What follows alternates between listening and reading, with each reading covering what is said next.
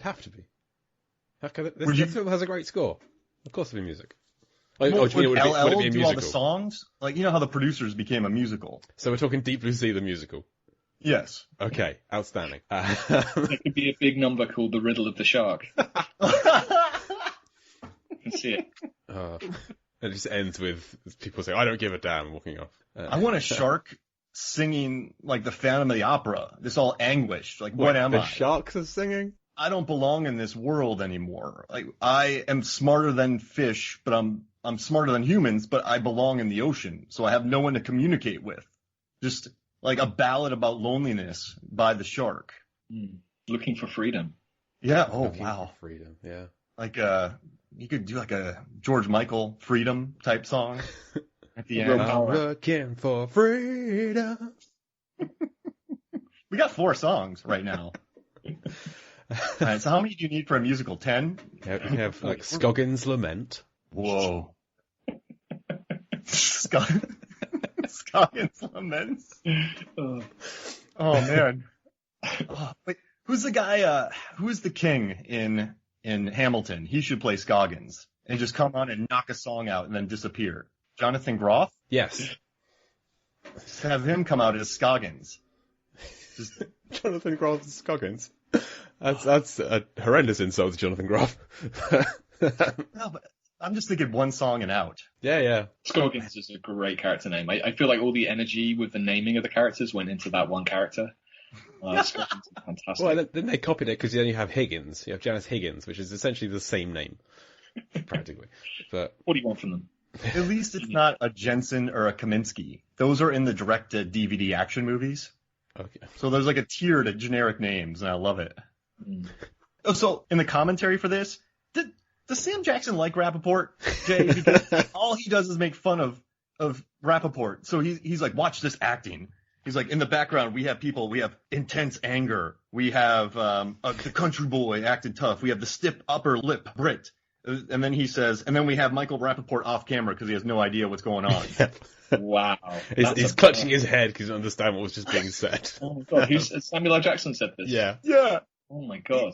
He does nothing but make fun of him in this. He's like, and there's Mikey looking like he knows what he's doing. And then when he's turning the knobs, when he's arbitrarily turning those knobs, he's like, Mikey has no idea what he's doing in this. Well, I feel like Sam Jackson's looked around at the cast and he thought, I'm a gentleman, I'm not going to make fun of Saffron Burrows or Jacqueline McKenzie. Thomas Jane could probably beat me up. I can take Michael Rappaport. And so he's going to just diss on Michael Rappaport, or Mikey Rapp, as he likes to call him, every opportunity he can. But also, I just think they're friends. It's really funny the way he just built. No one else. Yeah. It's just him again and again and again. Every time he's on screen, he just hates on Rappaport. And then he also hates with LL Cool J's thing, where he's like, you should have followed the bird. And then he gives away continuity. He's like, look at what's on his head. Now look later on in the movie. He doesn't have that. Like, he's giving away secrets of the movie during this, Sam Jackson. He's made the film. He's clearly not going to be in the sequel. What does he care? Yeah, that's true. I love his work with Rennie Harlan. He said Hennessy from Long Kiss Goodnight's his favorite character. Really? Yeah. He was on Kimmel, and he named, I think 5 was, he said Nick Fury, 4 was all of his Quentin Tarantino, and then he said 3 was Mace Windu. He skipped 2, and his number 1 was Hennessy, because he loved working with Gina Davis in that. I love his character. He gets beat up a lot in that movie, actually. He's a damsel in distress in Long Kiss Goodnight, and I love it. Well, speaking of favourite characters, Nick, you write for Empire Magazine. We've established this. In the most recent issue, Thomas Jane is in there talking about his favourite characters. And he talks about Carter Blake. He talks about Deep Blue Sea. He's not a fan of Deep Blue Sea. It's Thomas Jane. He regrets it. Really? What? So this is news to me because I haven't actually read this. Well, on the most recent Empire podcast, Chris Hewitt talked about, like, there's a feature with Thomas Jane and a ranking of the Nightmare on Elm Street films. And Nicholas Simmons written a piece on the Rocky robot. I'm like, well, I have to buy this issue because there's 3 things in here that are relevant to this week's podcast. Yeah, I was too busy getting my Rocky Robot scoop to read the Thomas Jane thing. So what does he say about it? I mean, I won't read the whole thing because listeners should go out and buy the issue. But yeah, he just didn't like the film. He says that he wouldn't do it again. He just says, I picked some weird effing films as being a description for why he picked it. I made a mistake. I took this film, and he regrets it. I'm disappointed. When I flicked straight to this article, like, oh, he's going to talk about Deep Blue Sea, and he does, and my heart just was crushed. That's terrible. I mean, he's an unpredictable, he's a chaotic guy, isn't he, really? Like, you can't really predict what he's going to say or do. Or when he'll wear shoes. Yeah, I wonder why he doesn't like it. Maybe it's too conventional for him. Maybe it's like, you know, it's probably his most sort of straightforward, like, leading man, action hero kind of part, and doesn't really tend to do that type of stuff, as far as I know. It's the closest he's come to, like, it's like a popcorn flick. It's a great one, but it's kind of a standard film. You know, he's done his superhero stuff. He's been the Punisher, but that's more of a brooding anti-hero, whereas Carter Blake is a dyed-in-the-wool. He's a bionic stud muffin, as we read in that review. Yeah. He delivers the line, you wanted someone on the water who wouldn't make waves, which is... Great. That can't be an easy line of dialogue to say with a straight face. You wanted someone on the water. So, gosh. I just tried it and I laughed. You wanted someone on the water. Oh, never mind. I can't do it. So That's tough. Yeah, it is tough to say that. I think he's really good in it. You know, he could have gone off and become the next Bruce Willis. It didn't kind of happen like that, but I think he pulls it off. He's very cool in it. It's an amazing introduction. I know you guys have talked about it already, but like his opening scene is incredible. Yeah. Oh yeah, when he just appears to save the 4 college kids. Yeah. And then on Dinner for Five, I was talking that Jon Favreau thing I used to host. Saffron Burrows and Rappaport were kind of making fun of this movie too, that they were working on.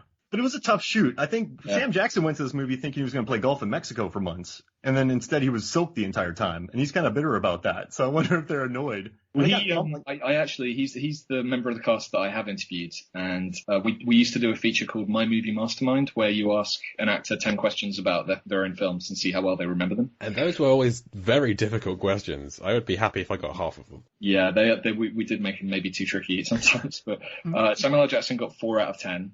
Luckily, he wasn't in a bad mood about that, or it could have gone badly for me.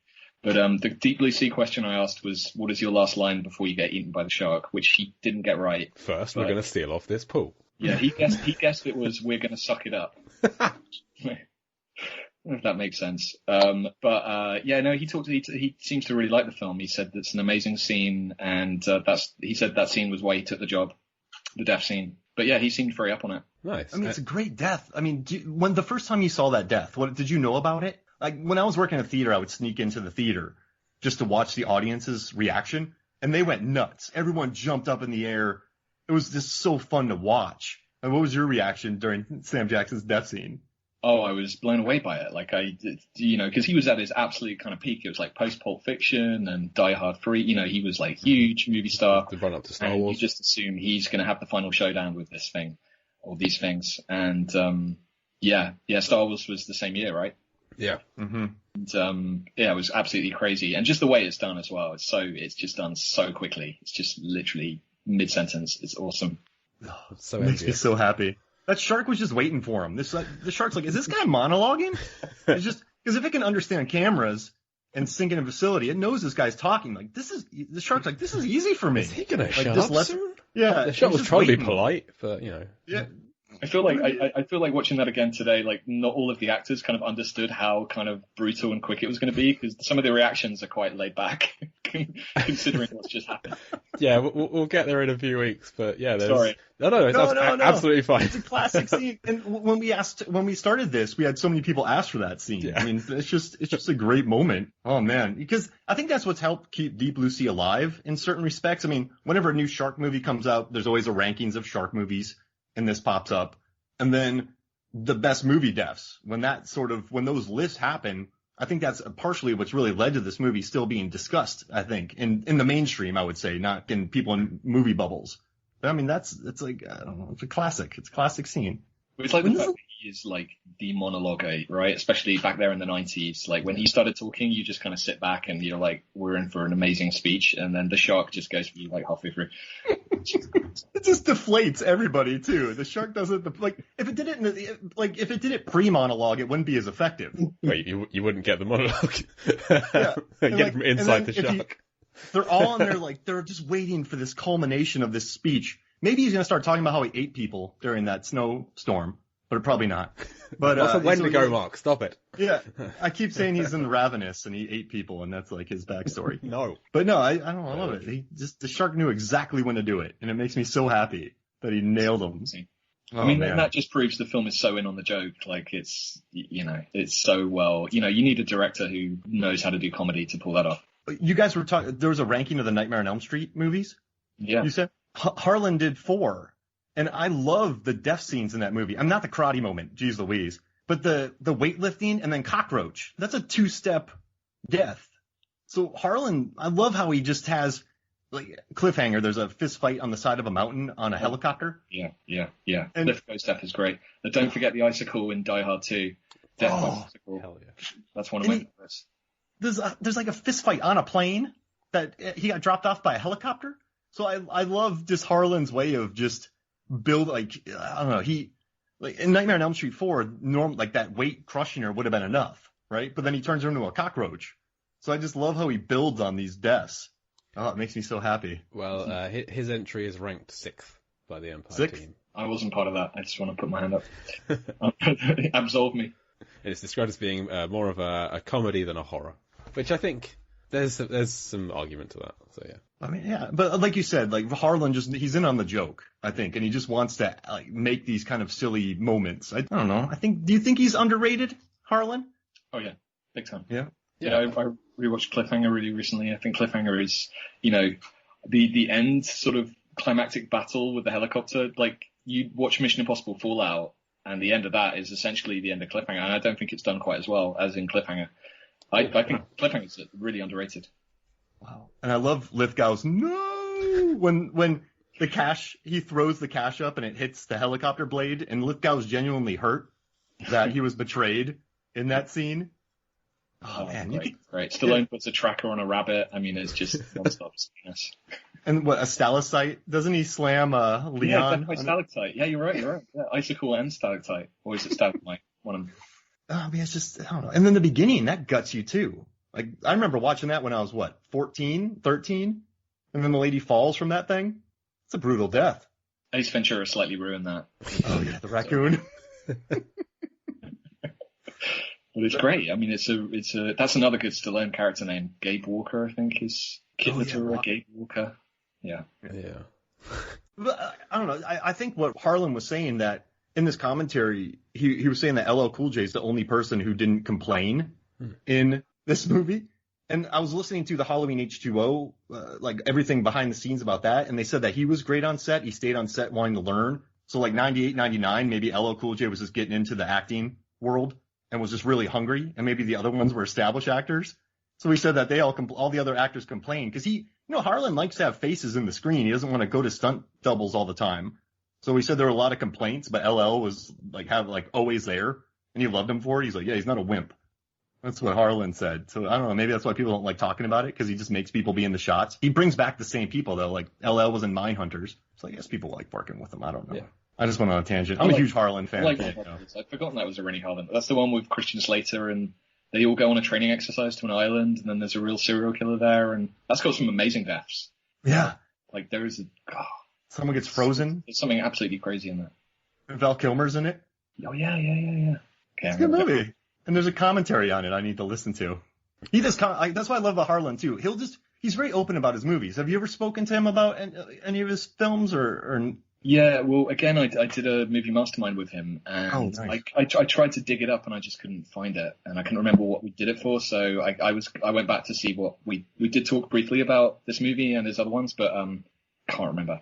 He just seems real open about his movies. I love hearing him talk about it. Like he'll admit to his mistakes. Like I don't know, I dig it.